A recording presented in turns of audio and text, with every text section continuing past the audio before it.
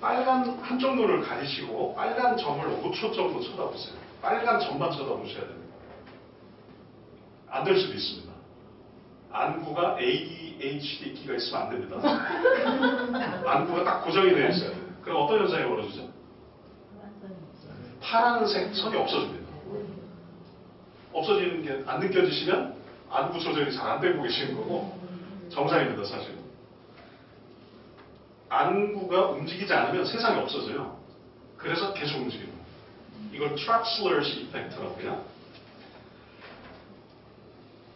아직도 경험이 안 되셨다면 검색하셔서 나중에 이게 멀어가지고 잘 안 될 수도 있어요.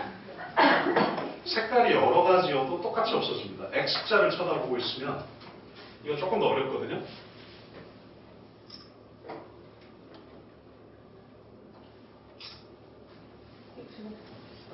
안 없어지죠.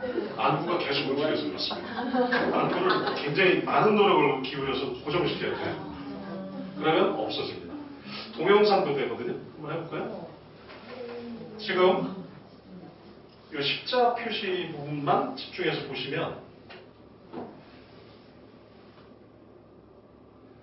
핑크색이 꺼지는 겁니까? 그린색이 켜지는 겁니까? 그린색이 켜지는 겁니까? 핑크색이 꺼지는 겁니까?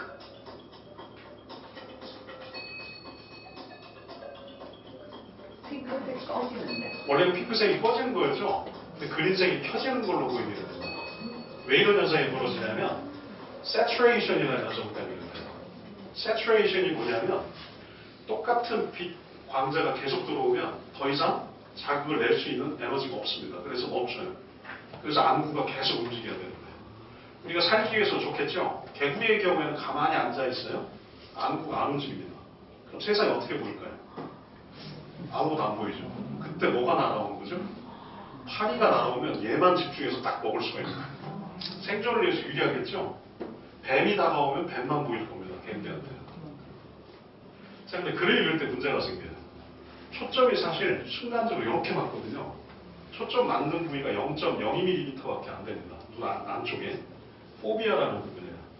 그래서 눈이 계속 뛰어다니는데 이게 착지를 잘해야 됩니다. 딱 초점이 맞았죠? 그러면 뒤쪽으로 조금 더 넓게 한 번에 볼 수 있습니다. 다음에 다음 쪽으로 넘어갔을 때 착지가 여기로 되면 어떻게 하죠? 그럼 얘는 글을 잘 못 읽게 돼요. 이거 얼렌 증후군이라고 합니다.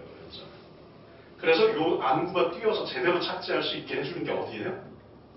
아까 귀의 베스티뷸이라는 부분이 센터입니다. 그래서 귀가 제대로 작동하지 않으면 글 읽기도 잘 안 되게 됩니다. 한계 속도는 이 안구의 움직임이 있을 때 500단어가 한계입니다. 아까 600단어짜리도 40초 읽었다면 얘는 어떻게 된 거죠? 사이트 워드가 워낙 커서 5단어, 6단어가 통으로 저장이 돼 있으니까 얘는 이 한계를 뛰어넘을 수 있습니다. 그래서 옛날에 꽤 오래전에 실험을 했어요. 안구를 딱 고정을 해놓은 상태. 아까 글자만 따로 보는 센터가 있었죠. 이름이 뭐였죠? 우리말로 맞춰도 됩니다. 영어? 단어 상자 기억나세요? 아까 빨간 그 센터. 영어 단어 상자 영역 얘기했죠? 이 부분의 능력이 어느 정도인지를 알려면 물리적인 안구의 움직임을 제거하면 되죠. 그래야 이 뇌의 실제 능력을 알 수 있잖아요. 그럼 이 학자가 어떻게 실험을 했을까요? 80년대에 이 실험을 했어요. 존스 홉킨스 대학교에서. 대단한 실험이죠. 이 뇌의 능력을 알아보기 위해서 안구의 제약을 없애려면 어떻게 하면 되죠? 실명하면 아예 못 읽게 될 텐데. 가려요? 뭘 가리죠? 눈을 가리는 거. 일부만. 이렇게 하고 읽게 하면 이게 빨리 읽을 수가 없을 것 같은데. 머리를 움직여야 되나? 머리 움직이면 힘들잖아요. 대각선으로 읽기. 네? 대각선으로 읽기. 속도법인가요? 네. 안구를 고정시키고 글자를 들어가게 하면 되죠. 그러면 안구 움직임의 제약을 제거하고 뇌의 능력을 알 수 있게 됩니다. 단어 상자 영역의 실제 능력은 이렇습니다. 그렇게 했더니 약 80%의 이해도면 거의 다 이해한 거예요. 1600단어까지 볼 수 있습니다. 이 정도면 계산해보세요. 하루에 3시간만 책 읽으면 단어 상자가 머릿속에 개발된 애들의 발전 방향은 거의 한계가 없을 정도로 몇만 권의 책도 읽을 수 있습니다. 이 정도 속도에. 그래서 English brain 형성된 아이와 그렇지 않은 아이는 많은 차이가 생기겠죠. 이걸 어떤 학자가 마태 효과라고 했습니다. 저는 교회를 다니지 않습니다만 마태복음인가 이런 얘기가 나오나요? 있는 자는 더 받고 없는 자는 그나마 갖고 있던 것도 다 뺏긴다. 잘 읽는 애는 즐기면서 점점 더 많은 능숙도를 얻게 되고 그걸 넘어서지 못한 아이는 점점 더 힘들어지게 됩니다. 그래서 실제 머릿속에 이게 단어상자거든요. 시각적인 부위예요. 시각적인 부위에서 단어상자로 고속도로가 뚫린 애와 그렇지 않은 아이는 뇌에 물리적인 차이가 있습니다. 이 고속도로는 뭘로 만들어진다겠죠? 테이핑, 마이오디네이션. 단, 뭐가 문제예요? 시간이 걸려요. 타임 컨스밍, 시간이 걸려요. 소리내어서 읽기를 통해서 탄탄해진 고속도로. 글자를 많이, 책을 많이 영어로 읽어서 생기는 단어상자 쪽을 연결해준 고속도로. 시간이 걸려요. 아, 근육질이죠. 네, 실제 읽기와 관련된 고속도로들만 따로 촬영을 한 겁니다. 이게 없으면 떠듬떠듬 읽게 됩니다. 자, 그래서 리더와 이것은 영어 고속도로 만들어준다고 표현을 할 수 있을 것 같습니다. 퀴즈가 있네요. 마지막 기회입니다. 자, 준비되셨나요? 네. 갑니다. 네. 선착순입니다. 자, 손 들고 하셔야 돼요. 손 들고. 여기 제일 뒤에 선생님이 제일 먼저 되셨어요. 꾸준한 세일 훈련을 통해 두뇌 속의 영어 단어 상자 영역을 비롯한 신경 고속도로가 뚫립니다. 자, 이렇게 빨리 답이 나오는 거 처음 봤습니다. 혹시 주최자는 아니신가요? 제가 그 선생님 손을 먼저 들으셨는데 주최자시라서 지금. 아, 그래요? 그렇습니다.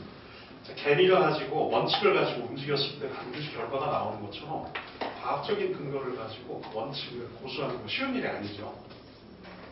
하지만 반드시 성과가 나오게 돼 있습니다. 이게 첫 번째 쓴 책 제목이 이거예요. 그 다큐로 이렇게 만들어졌습니다. 근데 제 이름이 그 다큐에 안 나오거든요. 그때 PD 교수님이 그랬어요. 박사학위도 없으시고 그러셔가지고 데스크에서 이름 올리는 게 리젝당했다 이렇게 얘기를 하셨었어요. 미안하다. 그래서 나중에 그 미국에 가서 박사 받는 것을 포기를 하고 국내 박사를 그래서 받게 됐습니다. 우리나라 사회에서 아직도 PhD가 없으면 KBS에서 리젝당하는구나. 어쨌든 거기에 나왔던 그런 내용의 얘기예요. 여러 가지 해볼 수 있어요. 하지만 결과가 나오기 전에 그만두는 경우가 참 많아요.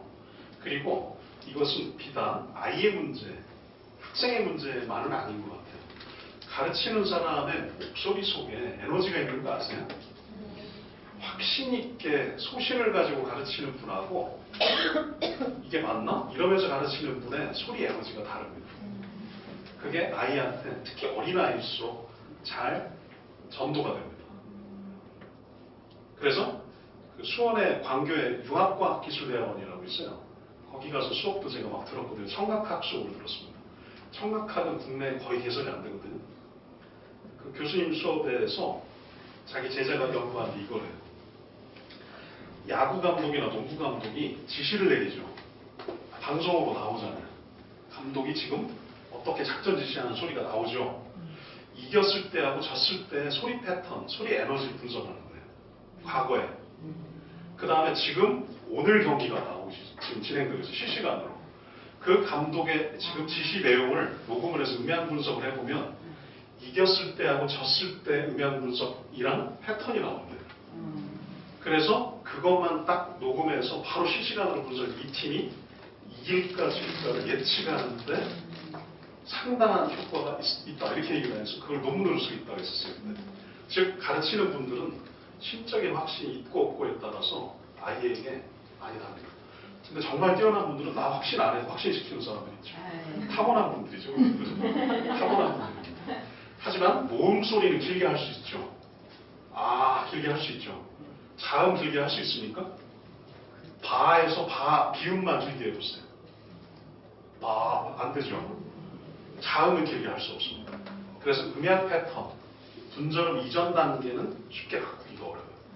초분절 단계의 훈련이 그래서 저는 매우 효과적이고 중요하지만 국내에서는 아까 그 훈련이죠. 소리 높낮이. 제가 이쪽 전공이거든요. 음양, 음성, 음운론입니다. 이쪽 전공이라서 학부모님들 이해 못합니다. 왜 이 훈련이 필요하지? 네, 여기까지입니다. 네, 12시까지로 진행되어 있었는데 시간이 조금 넘었습니다. 혹시 질문 있으시면 주세요. 제가 아는 한도에서 답을 드리겠습니다.